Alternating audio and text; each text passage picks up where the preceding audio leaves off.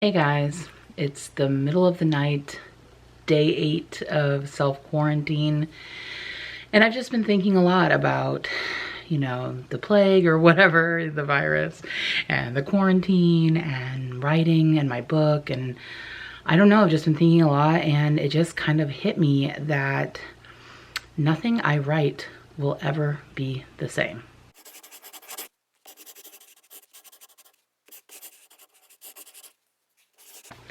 Hey guys, I know, maybe I'm being overly dramatic. Maybe it's these close quarters, these late nights, this drama on the news, but I've just really been thinking a lot about how significant this really is, what this moment in history that we are experiencing, and the ways in which it is going to affect our lives profoundly forever.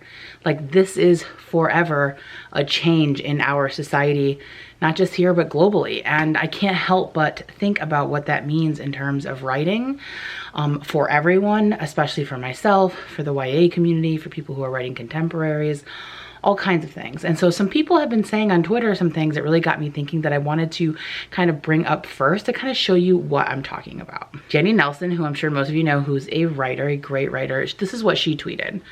I've been writing a novel for years, and for the last week, I've been wondering if it will read so quaint now. If cultural time has been so bifurcated by the pandemic that it'll be weird for books to come out in 2 years that don't engage with it. It's such a profound before and after. And I was like, wow, yeah, it is. And then Stephen King, who, do I need to say who Stephen King is? This is what Stephen King tweeted. Also today, so this is why it kind of hit me. People writing novels, including me, set in the present, are going to rethink a great deal of their works in progress. To quote Bob Dylan, things have changed. And I don't know, that was really sort of sobering for me in the same way that, if many of you can remember, I don't know, the way that 9/11 happened. The world was just so weird when that happened that you just knew everything moving forward was going to be different. And I know a lot of you might think that I'm being dramatic about this because we're still kind of in it. But I'm telling you guys, as someone who has experienced one of these moments before, and as someone who sort of studied cultural and societal trauma, this stuff is not going away. It's gonna completely shape our stories, our imagination, our politics, our world forever. So what I wanna kind of just talk about a little bit is the ways in which I think it's going to change the way we're writing and the way I'm going to write in particular. One other thing that someone tweeted, I don't know who she is, I just saw it, so Meredith Ireland, good for you, girl. Credit to you. But I've seen a lot of people have been saying things that are sort of similar, but this is kind of what I mean. I was really just thinking about how the Great Depression shaped my grandmother into really not throwing things out. Decades from now, you won't be able to catch a millennial without a closeted supply of sanitizer, bleach wipes, and 30 rolls of toilet paper in case. And it's kind of funny, but it's also true. How many of us had grandparents who went through the Depression who then raised their parents a certain kind of way because of it, and then in turn we were raised a certain kind of way because of that as well. That's what's going to happen with this. We've been laughing for years at these doomsday preppers who have all this stuff everywhere, and now it turns out that this is a real thing, and I don't think this is going to be, unfortunately, the last time we're going to have to deal with something like this. And so what does that mean for writing? What does that mean for the literary landscape? Will it affect stories? How is it going to affect stories? Well, it's going to. It's going to in a very fundamental way because our world is different and we can't really pretend like it's not anymore. I mean, it's going to change our way of living. We're never going to not be thinking about this now. We're never not going to be worrying about handshakes, wiping things down, what we're bringing into our homes, how we're traveling, how much stuff we have in stock. I mean, it's really going to change the way we live our lives every day, whether we acknowledge it or not. Everything that is happening is on a global scale, and everything moving forward is going to be post this. We had post 9/11 security, thought, insecurities, racism, all these kinds of things. We're going to have similar stuff. We don't quite know what those are going to be yet, but we are going to have post-corona, post-virus, post-quarantine sort of fallout. I mean, we know people are losing money. We know that you know, closing border. I mean, all kinds of things. There's going to be such a wealth of things to really dive into when people start writing about this, or but even if you don't want to write about the quarantine or about the virus, it's still going to affect how we write. So in terms of like my writing, as someone who writes contemporary, who writes present day, how can you not bring this up? It literally affects every single person on the planet. Even if we just get quarantined for 2 weeks and we go back to our lives and living our lives, like, it was still like a huge world event, like a huge, crazy, scary time that has affected everybody. And so it seems sort of weird. Like, I've been thinking about this with my own main character as someone who has been homeschooled and sort of taken out of the world for a couple of years due to a personal trauma. This would be happening while she's doing that. Does that make sense? So it's like,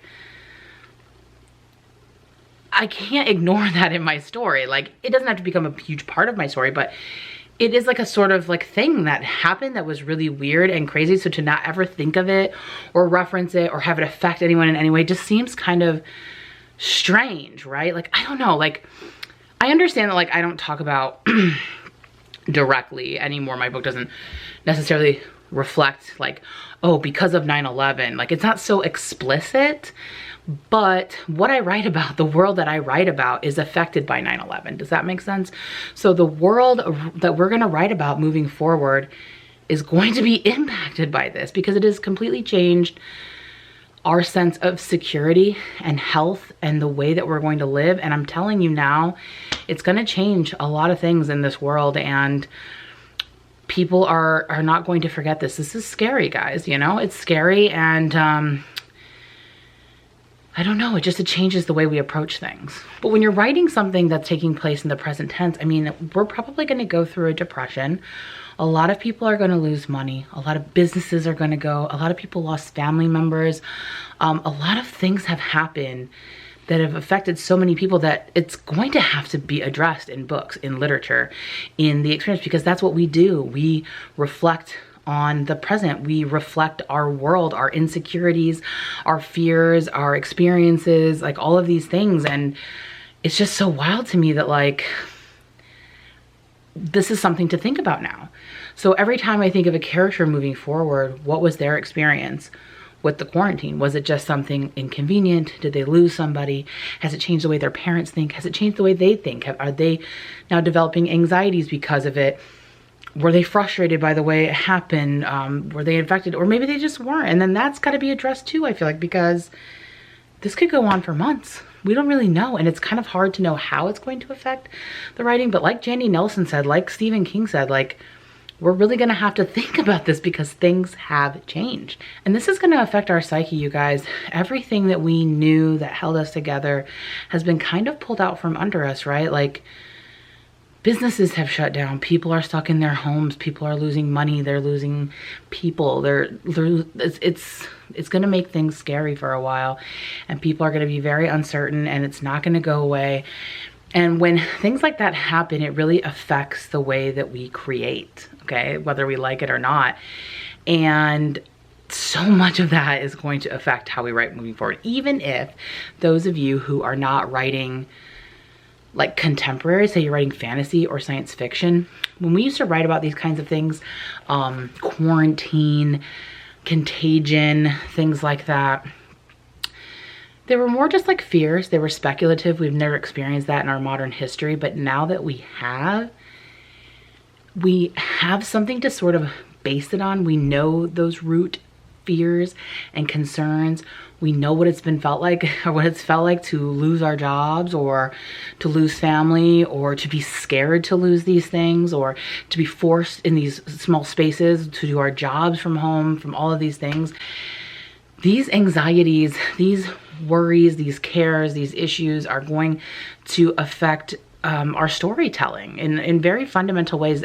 And I really think that we're going to see a lot of science fiction, fantasy, and horror that are really going to reflect these anxieties, both explicitly and implicitly. And I see some of those changes. I see where they'll happen, but I'm also more curious to see what kinds of things are going to come out of this, because there are always these movements in literature too when big events happen, because these sort of zeitgeists where everyone's sort of really super interested in certain types of things because of how it reflects our current social anxieties.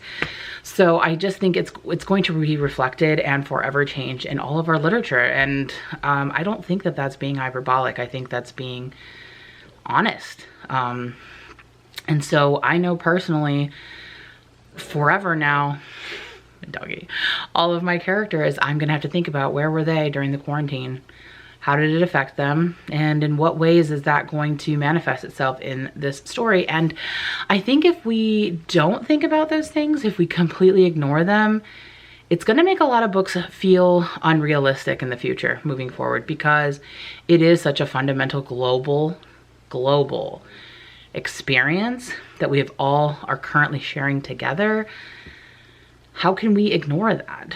I'm gonna always wonder that, right? Like, if a character is a certain way, I'm gonna wonder, well, how has that been reflected from things that have happened? Is it because of this? Was it not because of this? How did they deal with that? I don't know. I don't think what I want to be clear about, because I'm feeling very like weirdly introspective about this topic right now, is I don't think we're all gonna write a bunch of books about being in quarantine. And I don't think that you have to like so explicitly like express how things change people, because I don't know that we're always as aware of how things change us. How we feel about ourselves, our place in the world, our stability, our comfort, any of those things. So you may not see how it's changing your writing, or you may not want to acknowledge that. And some of you may be afraid to admit that because you don't want something like this to change who you are. But the reality is, guys, the world is different, and writing is going to be different. Stories are going to be different, and I'm excited to see what happens. So I don't know, those are my late night thoughts. Have you guys thought about this? How the quarantine, how this global sort of pandemic, and we don't even know what's going to keep happening with it. How is that going to affect storytelling? How is that going to affect your current project? Have any of you thought about that? Comment down below, let me know. Do you think what's going on is going to change anything that you're currently writing, or can you see ways in which it could influence your writing moving forward, or other stories? I don't know, I'd love to hear from you, because sometimes I get lost in my own thoughts and I just want to know I'm not the only one, right? I mean, obviously Stephen King and Jandy Nelson, they agree.